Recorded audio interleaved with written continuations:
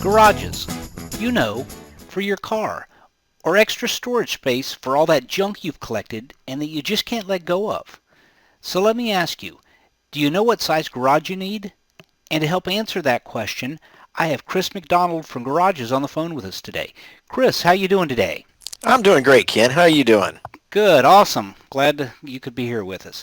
So Chris, I have some questions that I come through every day, and I thought you could help answer. Sure. Okay, so let's go ahead and just get started. What kind of garages do you carry? Well, that's a good question. We have all different sizes and all different kinds. It's really up to the customer. We do everything starting from a little 12 by 12 to something bigger, as big as a triple wide that's enclosed on all sides.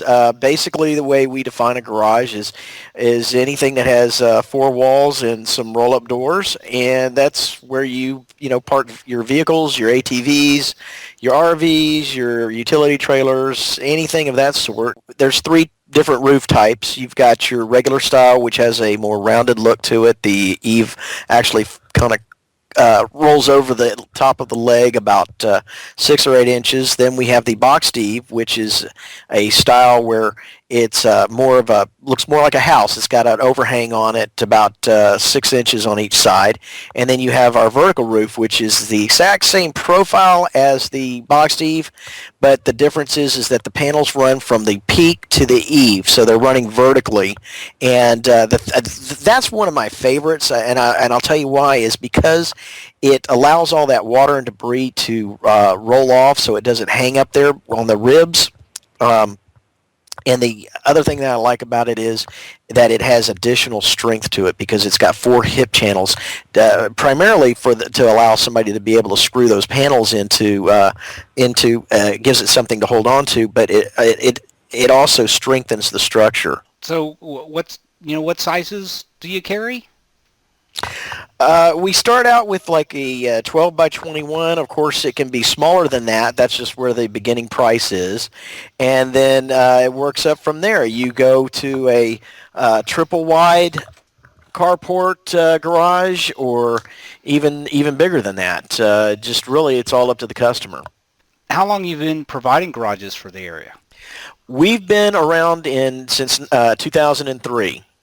Okay, so You've done this for quite a long time. You obviously know what you're doing. Yeah, it's been a while. It's been an educational journey, and the one thing that I pride myself on and our people on is that we do educate ourselves so that we're able to educate the customer. Okay, fantastic. And what kind of things over the years have you seen, garages being used for? Just about everything. Of course, as a garage for your car.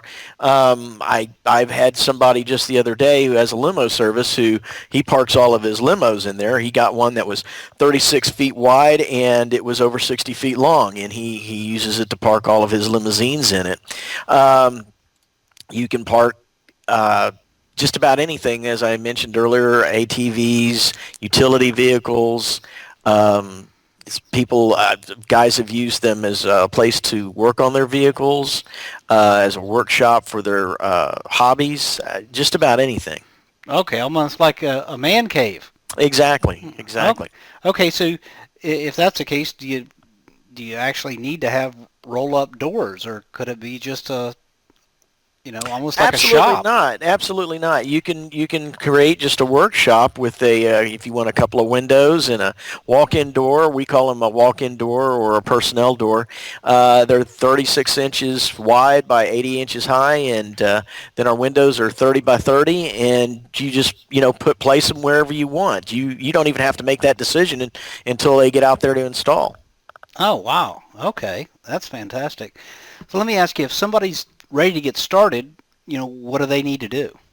First thing you need to do is pick up the phone and give us a call, and we can walk them through the process. There's going to be questions that are asked on our end and questions on their end, and as soon as we figure out exactly what the customer wants and needs, we fill out some paperwork and get a deposit, and we're good to go. Okay, so there's a deposit. What are we looking at as far as the deposit? The deposit is usually 10% down. If it's over $2,500 on the entire building, then it's going to be 12%. But it's a minimal cost at the beginning, and then it takes about anywhere from 2 to 4 weeks to get the building in, depending on several circumstances. But once it gets delivered, it's set up that day, and then they just pay the installers the difference after they're satisfied that it's been done right. Oh, okay. So what I heard you say is anywhere from 2 to 4 weeks from when they place the order, Mm-hmm. they'll have it installed, basically, is what you're saying? Oh yeah, that day. Okay. And then at that point is they pay the balance. So Right. Okay. Well, fantastic. That sounds great. All right. Well, that's all I have today. I appreciate your time. I think that's helped a lot of people. Questions that come in that I see all the time. I appreciate your time, and I'm sure we'll be talking to you again soon. Thanks a lot, Ken. Good to talk to you. Take care. Bye-bye. All right, bye.